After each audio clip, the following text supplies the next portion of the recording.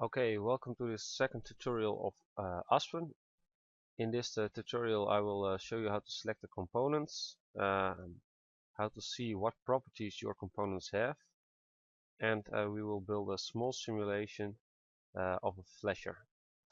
Okay, so first, if you go to the properties menu, you can get there in several ways, but if you click on in the older version, click on the setup button, you will get into this menu and you select then components, and this is where you can select components.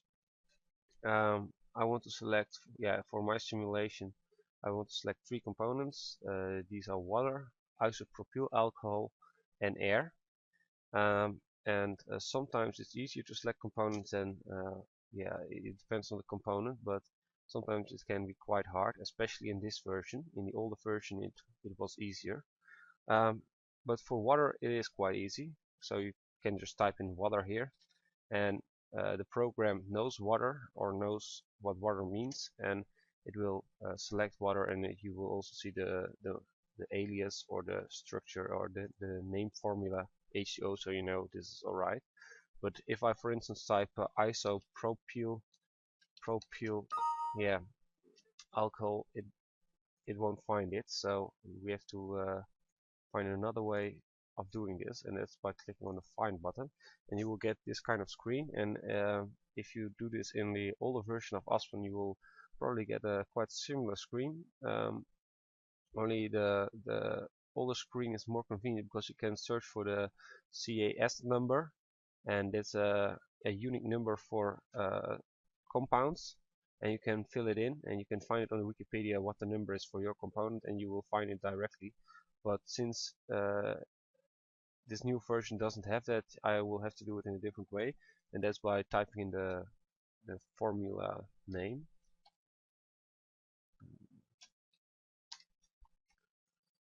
And now I did find it, and I will select this. Yes. And so now we only have to fill in air. Air isn't really an individual component, but it's like 4 or 5 components together. But since a lot of the times you use air, they already put it in as a standard, so you can just select air, and it will know, yeah, it is a gas, and it will just calculate with it as a more pure component. Okay, but so now we've selected our components, and we can go to the next step. And what's the most convenient is to select the next input button, so then it will go to the next input. You will have some to okay some data it imports, so you just do next. And now, and this is a bit different from in the older version, it will first calculate if the properties are right, and then you can do a simulation. But in the earlier version it will do that all together, but it doesn't really matter. So, but it says table generation complete, and so now we can see what kind of properties our components have. And I will click here on pure, and then we can analyze the properties of our pure components. So not a mixture of two, but just the pure components. And I will select water and isopropyl alcohol. And if you want to get to the screen in the older version, it's probably somewhere in the top bar, and you can select maybe something like properties, analysis, and then pure. But you will find it. And so you can see what the properties are, and you can also select from a lot of properties you want to show. And for instance, this one, the vapor pressure of a pure component, and I will select this one. And you can also select what in what unit you want it. And for instance, I will like it in bar, and I can then do run analysis. And what you end up with is a screen which plots the vapor pressure of the pure component against temperature. And in the older version you would also get a table, and I don't know how I should do this in this new version. But what you see in this graph is what the vapor pressure is against the temperature. And for instance, if you look at water, the blue line, you can see that at 1 bar or almost 1 atmosphere, the temperature is 100 degrees, or the other way around, at 100 degrees the vapor pressure is 1 bar or almost 1 atmosphere. And what happens if you go beyond this 1 atmosphere? Then it will boil. And so you can see that, we know for water the boiling temperature is 100 degrees, but you can also look what is the boiling point, the atmospheric boiling point of isopropyl alcohol. So you just go back to here and you can see at around 1 bar the boiling point, the atmospheric boiling point is about 82 degrees. And you can look at this up in Wikipedia. And sorry, you can see for 2-propanol or isopropyl alcohol the boiling point is 82 degrees. But what's nice about Aspen, you can not only see what is the atmospheric boiling point, but for instance you can also see if I drop the pressure, if I have a flask with a little bit of alcohol, of isopropyl alcohol or water in it, and I will suck a vacuum into the flask, what will be the boiling point? So if you reduce the pressure from 1 bar, so from atmospheric conditions to, for instance, 0.2 bar, you can see that the boiling point of isopropyl alcohol is around 40, 46 degrees Celsius, and for water it is something like 60 degrees. So by reducing the pressure in the flask, you can reduce the boiling temperature. But we can also look at what happens when we increase the pressure in the pot. If you take a pot that is closed, like a pressure cooker, and you allow the pressure to rise until something like 5 bars, what will happen to the boiling point? And we can have a look. We will increase the temperature range until 150 and do the analysis again. And what you see is that at now let's take 4.5 bars. At 4.5 bars, the boiling point will have increased until 147 degrees. So by increasing the or letting increase the pressure in your pot, the boiling point rises, and this will prepare your food more quickly because the temperature in the pot is higher. Because the boiling point, it starts only boiling at 147 degrees. Okay, so now we've looked at the vapor pressure and the boiling point and the temperature dependency, but we can also look at other properties of our components. For instance, we can have a look at the density. So you can go to density for a pure component, and now you can see you can also select the vapor and the solid phase, and I will select also the vapor phase, and then we will run the analysis. You probably get 4 lines, the vapor lines and the liquid lines. And what you expect is that the density of a liquid is higher than the density of vapor. And this is also, this I think quite logical. But as you can see, we are missing the blue line. That's probably because the lines are underneath each other, because they almost have the same, they're in the same range of density. But you can see the water density is higher than the isopropyl density. But I see that I've missed one thing, because the units on the scale are not really familiar to me, and they are in mole per cubic centimeter, and that's not really convenient, so we will have to change the units to a somewhat more convenient unit, and this is kilograms per cubic meter. So we'll do the analysis again, and you can see that at 0 degrees our density is about 1,000. So what does that mean? That 1 cubic meter of water weighs 1,000 kilograms. And you can also see that if I increase the temperature, the density of the liquid will decrease. So if I increase it until 100 degrees, my density has dropped to now 900 and what will it be, 950, around 950. So by increasing the temperature, the molecules will be farther apart, and thereby the density of the liquid has dropped. And this is the same for isopropyl alcohol. And you can also see that the liquid isopropyl alcohol is lower, has a lower density than water. So if these two, like the isopropyl alcohol and the water, wouldn't mix, so if you had two layers, the isopropyl alcohol would be on top of the water. So this is the same as with oil. Oil has a lower density than water, and that's why oil is always on top of the water. You can always also see like the gases, like the vapors are also have a lower density. It is quite logical, but we can maybe change the scale. I don't know if this works here the same, but no, it doesn't work the same as in the older version, because you could change the axis.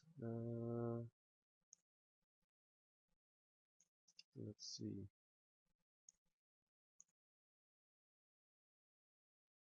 Now we can also, I don't know exactly how you do it, but we can also select only vapor like this, and you can see that the density of the vapor phase is much lower. They only have like 2 kilograms of isopropyl alcohol in 1 cubic meter at 0 degrees. And you can also see it's much more temperature dependent than the liquid.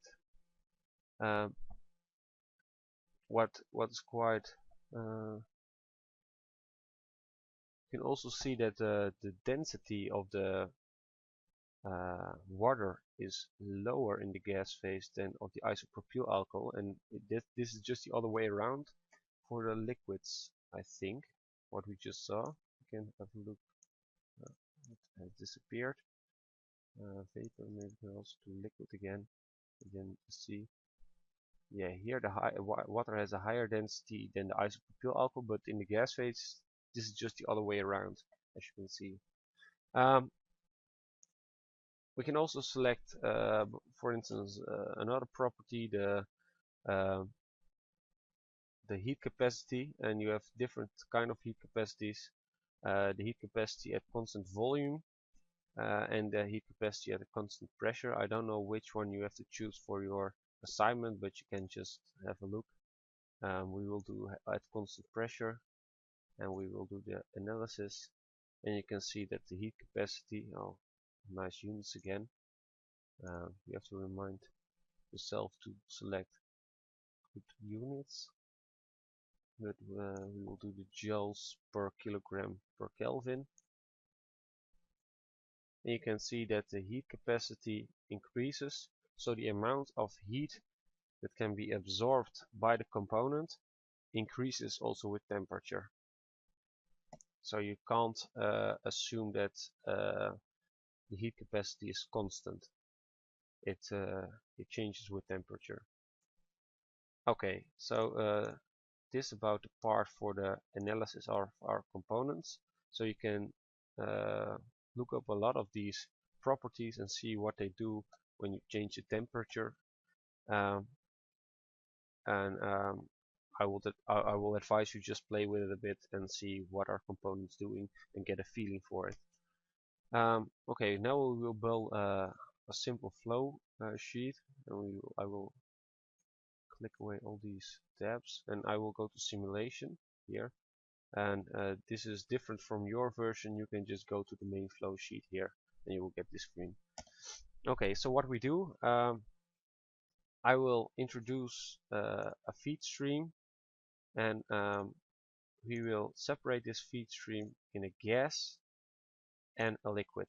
So when you stand on top of the flasher, you will see we need a vapor stream, we need a feed stream, and we need a liquid stream. So I will connect these. I can also connect this one by saying reconnect destination. So now we have our streams. We can give them a name, because if you have a lot of these streams, yeah, what is number 1, number 2, you have to look it up every time. But if you give them a name, it will be more clear. So I will give this name feed,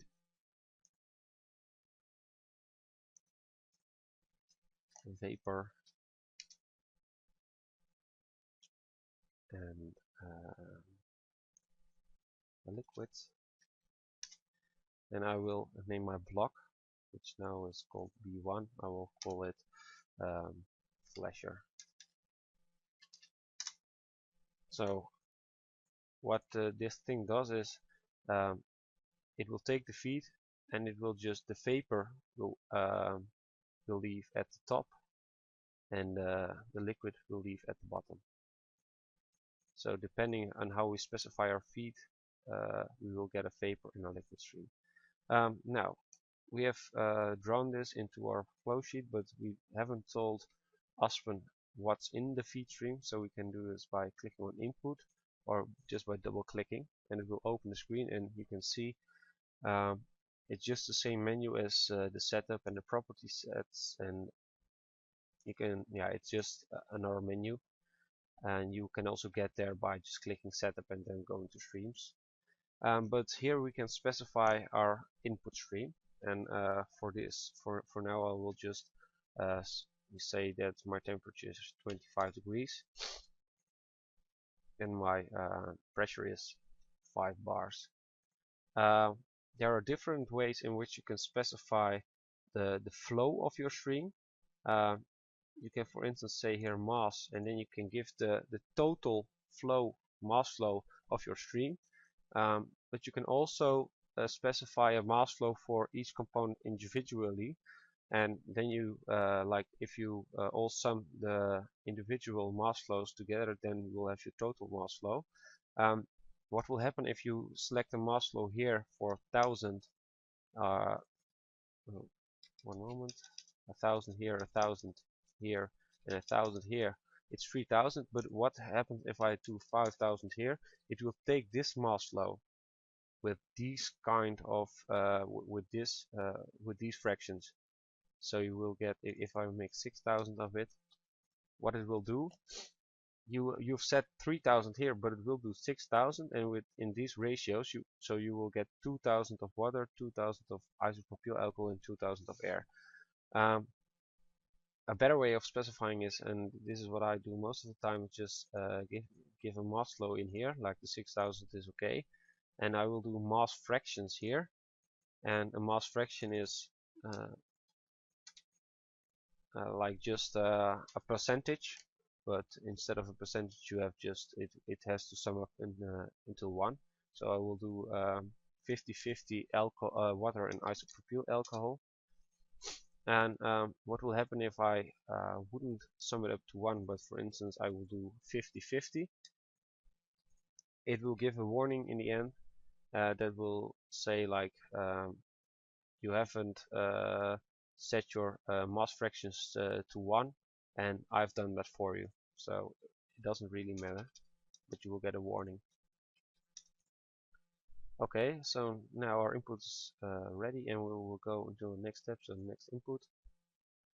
So now we have to specify, now we're in the menu of the tab blocks, and we have to specify our flasher. And what I like to do, you can specify it in several ways. You can specify the temperature and the pressure, and by doing this, by saying I want this temperature and this pressure, it calculates what should I do to get to this temperature and pressure. You can also say it in a different way. What if I specify the duty? So I say I'm doing this much duty, then it will calculate the temperature. You can also say I want a vapor fraction, and it will calculate the duty and the temperature. So you have some options, but they are all related to each other. So for instance, I want a vapor fraction, So this is the mass fraction of the vapor of 25%. So now by saying that my vapor fraction is 0.25, I'm saying that 25% of the stream is leaving the top of the flasher, and 75% will leave the bottom. So, and I will leave the pressure the same as in the feed stream. Okay, and now we can run it, and this will take a minute. So, okay, this is nice, no warnings, no errors. And we can look into our flow sheet, and you don't see quite a lot, but what's convenient to do in your flow sheet is to yeah, in this new version you can go to I think no, yeah, modify was already here, and click on temperature, pressure, and vapor fraction. um, and this is a bit weird because I thought I had selected. Oh, no, wait one moment. Yeah, so you can see already directly from the flow sheet what you're doing. um, if you want to do this in the older version, you have to go to, I believe, Tools, Options, and then go to the Results View tab, and there you can do the same. But we can have a look at our results now. And there are several ways to get to your results. In the older version, you can click on, like, I think it's like a light blue folder icon, and you can click there and go to the results view, yeah, just like this. But you can also go to the results view just like this and look at your streams. Okay, and now here you can see the mass flow in kilograms per hour, 6,000 in, and most of it goes out as a liquid, and yeah, like I think this is 25% of 6,000, but I'm not entirely sure. And you can also see that for the feed stream, yeah, this is in kilomoles, so it's not really convenient. Let me first show you how to change the result summary, because I really like to have also look at the individual components in mass and not only in kilomoles per hour. This you can do by going to Setup and then Report Options, and then go to Streams and click on I want also the flow basis for the mass, and also I want it in fraction base for mass and mole, and then you just have to run it again. Okay, no errors again, and just go to result summary again and see what happens. And as you, yeah, maybe you have to click on full here. I think in the previous version this was already standard on full. Okay, now we have a more detailed view on the results. We can interpret them.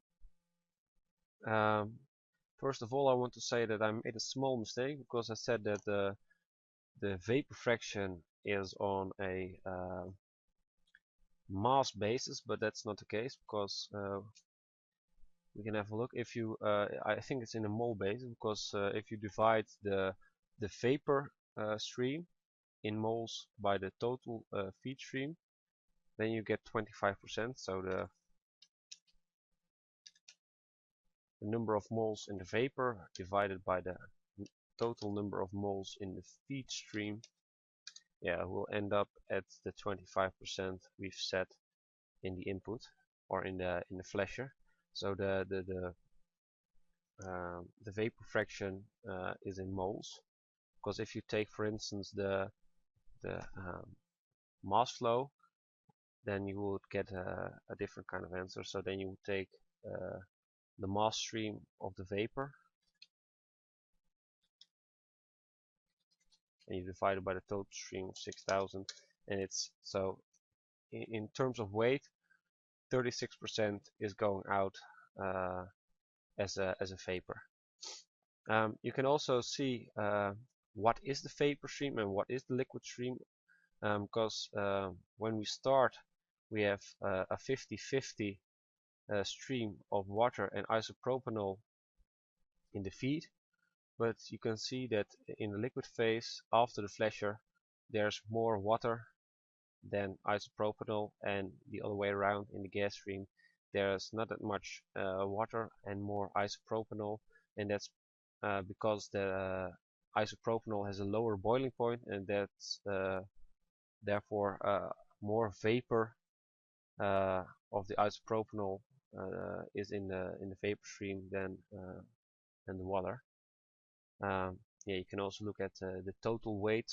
So here you see the same, like less water than isopropanol, but of course these are linked.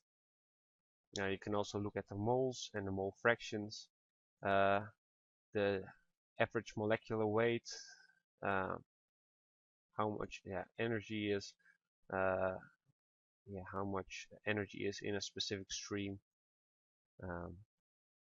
Yeah, you can look at a lot, and depending on what you're doing, some of these things are important or not.